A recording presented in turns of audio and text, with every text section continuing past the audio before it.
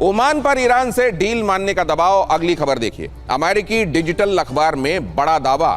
America Europe का Oman पर दबाव। अमेरिका और यूरोप ओमान पर दबाव बना रहे हैं, ये बात भी कही जा रही है। इसमें जरा मैं अब दीप्ति तनेजा जी को शामिल करता हूं। दीप्ति जी, ये बताइए कि इससे दुनिया का कितना भला होने वाला है जो इतने दिनों से ईंधन की इस आग में जल रही है। नमस्कार दिनेश जी, सभी दर्शकों को भी, को पैनलिस्ट को भी। देखिए, ये जो सिचुएशन है ये एक बिल्कुल न्यू नॉर्मल की तरह है। अब वो एक्सेप्टेबल है कि नहीं है, that's a different story all together. Problem, जैसे आपने कहा कि इकोनॉमिक्स, ये सारा प्रॉब्लम ही इकोनॉमिक्स का था। अमेरिका की तरफ से देखें तो उनको तेल पे अपना वर्चस्व चाहिए था। वेनेजुएला तेल लेने के बाद उनको ये था कि अब हम ईरान का भी ले लेंगे तो हम वर्ल्ड के लार्जेस्ट सप्लायर बन जाएंगे, ये उनका सोच थी।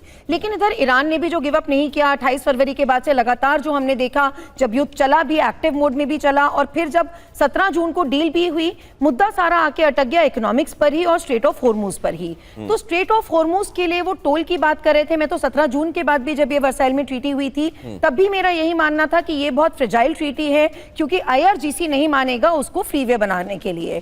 साथ साथ जो बाकी और इकोनॉमिक्स और पैसे की आप बात कर रहे थे, चाहे हम फ्रोजन असेट्स की बात करें, चाहे हम सैंक्शन रिलीफ की बात करें, वो भी अल्टीमेटली पैसे की ही बात आती है।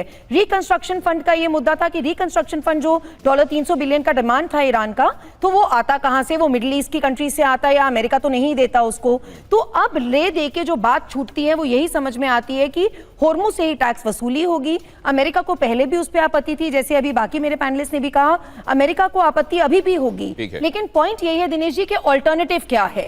और ये जो न्यू नॉर्मल है, ये 2 हफ्ते चला देता है अमेरिका फिर से वॉर, लेकिन फिर उसको समझ में आती है जब मिडिल ईस्ट पे उसके असेट्स पे अटैक होने शुरू होते हैं, फिर वो डिट्रैक्टिव मोड में आते हैं। तो ये जो एक है, ये लंबी खींचना, ईरान तो जिसे डू और डाई सिचुएशन में, अमेरिका के लिए लंबा खींचना बिल्कुल भी फायदे का सौदा नहीं है। तो ये काइंड ऑफ एक middle way kind of America इसको निकालने में मजबूर होगा, ये मेरी समझ तब भी कह रही थी और आज भी कह रही है। एक अब ये मिडिल पाथ कहा जाए या कहा जाए कि एक पाथ जो ज्यादा असल में ईरान को लीवे दे रहा है, ईरान को ज्यादा रास्ता दे रहा है, और अमेरिका के लिए केवल उसकी प्रतिष्ठा और इज्जत बचाने वाला रास्ता दे रहा है। तो क्या आज हॉर्मुज पर अमेरिका और ईरान डील फाइनल कर लेंगे?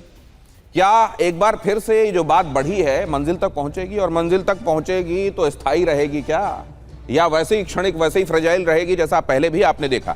ईरान की शर्तें क्या हैं, अमेरिका की शर्तें क्या हैं, ये बात बहुत हद तक ये बात समझने में मदद करेगी आपकी कि ये कितना स्टेबल या कितना अनस्टेबल होने वाला है। अब जरा देखिए अमेरिका की शर्तें, कॉमर्शियल शिपिंग शुरू हो जल्दी से जल्दी, इसमें वो डेस्परेशन दिखाई दे रहा है जिसका दीप्ति जी जिक्र कर रही थी। ईरान की शर्तें, अमेरिकी नाकाबंदी फौरन हटे, पहले अपना ब्लॉकेड हटाओ, हम यहाँ के शहंशाह हैं, ये बात स्थापित करो, तजवीज करो, एक्नॉलेज करो, उसके बाद हम इसको आगे बढ़ने देते हैं। अमेरिका की शर्तें, स्थायी सीज फायर लागू हो, खुद ही बम पटक देते हैं स्थायी सीज फायर की बात करके, लेकिन उन्होंने ये बात कही है, ऊर्जा निर्यात से प्रतिबंध हटाए जाएं, इतने दिनों के सैंक्शंस जो लगाए हुए हैं उनको हटाया जाए, तब आपकी नीयत समझ में आएगी कि आप वाकई बेहतरी चाहते हैं। अमेरिका की शर्तें, परमाणु वार्ता फिर से शुरू हो, यह बात इसलिए डाली गई है ताकि दुनिया में मैसेज जाए कि परमाणु को लेकर हम जितने गंभीर हैं शुरू से, उतने आज भी बने हुए हैं, और इसमें कोई कॉम्प्रोमाइज हम नहीं करेंगे। ईरान की शर्तें, ईरान के मैरीटाइम फीस वसूलने के अधिकार को मान्यता दी जाए, ये 60 दिन नहीं, इसके बियॉन्ड भी दिया जाए। ये जाहिर है इस शर्त में ये बात ब्रैकेट में लिखी हुई है जिसको अमेरिका को समझना पड़ेगा। अमेरिका की शर्तें, हॉर्मुज आने वाले जहाज ईरानी जल क्षेत्र से गुजरेंगे, इधर अंदर आने वाले जहाज ईरानी कंट्रोल वाले चैनल से गुजरें। हमारा कंट्रोल हम जहां से बता दें, हम अगर ये कह दें कि वहां पर हमने माइन लगा रखी है या वहां से जाना ठीक नहीं होगा, जहां से हम स्थापित करें वहां से जाओ, वरना पहले भी ईरान ने ये बात बता दी थी कि अगर आप ऐसा नहीं करेंगे तो बेशक वहां पर माइन ना हो, लेकिन हम इधर से ये तय कर देंगे कि आपके लिए यहां से गुजरना ठीक नहीं है। अब यहां पर देखिए, ओमानी जल क्षेत्र से निकास, ईरान समन्वय पर 0 ट्रांजिट फीस। ये चाहा जा रहा है कि ईरान के साथ समन्वय के साथ ऐसा हो जाए, लेकिन इसमें ट्रांजिट फीस ना लगाई जाए। और वैसे भी ओमान को, यहां तो ईरान ने नाक में दम किया हुआ है, ओमान की इतनी क्यों माने, जाहिर है ये बात भी शायद अमेरिका के जहन में होगी। बाहर जाने वाले ओमान के चैनल से गुजरें, ईरान की ये शर्त है।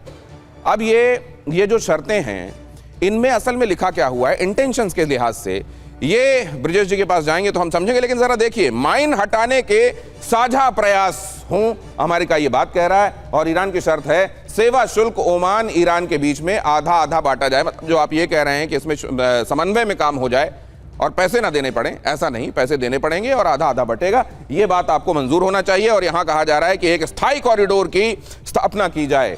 एक कॉरिडोर बना दिया जाए और वहां से आवाजाही सुनिश्चित हो और उसमें कहीं कोई विघ्न बाद के दिनों में ईरान की तरफ से ना आए। अमेरिका ये बात कह रहा है। अब ये जो शर्तें हैं, एक तो दोनों तरफ दोनों पार्टीज के इंटेंशंस क्या बता रही हैं, और फिर स्टेबिलिटी के संदर्भ में ये कितना अश्योर करती हैं, ये बात जनरल ब्रजेश आपसे जानना चाहता हूं। देखिए, अमेरिका तो इस वॉर के अंदर फंस सा चुका है और निकलना भी चाहता है। जो उसकी इनिशियल सोच थी वो उस तरीके से मुकम्मल या कामयाब नहीं हो पाई। दूसरी बात है, जो ईंधन प्राइसेस का बढ़ जाना $100 के आसपास, वो अमेरिका के वास्ते और पूरे विश्व के वास्ते एक बहुत ही खतरनाक चीज़ है। तो ये भी एक कारण है कि ये चाहते हैं कि किसी न किसी तरीके से कुछ समझौता हो जाए, इंटरिम या अदरवाइज अगले 30 दिन के लिए, 60 दिनों के लिए, ताकि जहाज की आवागमन हो सके और तेल की कीमत में रियायत आ सके। एक अलग बात है वो ईरान की तरफ से, क्या ईरान अपना हैंड ओवर प्ले कर रहा है? आफ्टर ऑल पावर की एसिमेट्री बहुत ज़्यादा है। अमेरिका जब पर्दे के पीछे उनके ऊपर जोर लगाता है तो बातचीत भी करते हैं। दिक्कत उनके पास में ये है, ईरान के अंदर लीडरशिप किसकी है? हार्ड लाइनर्स IRGC की है या पज़केशियां और जो उनके खलीफाफ है उनकी है? ये भी नहीं पता चल रहा। तो ये कहना कि एक हम समझौता हो जाएगा, मेरा मानना इसको इतना आसान नहीं है।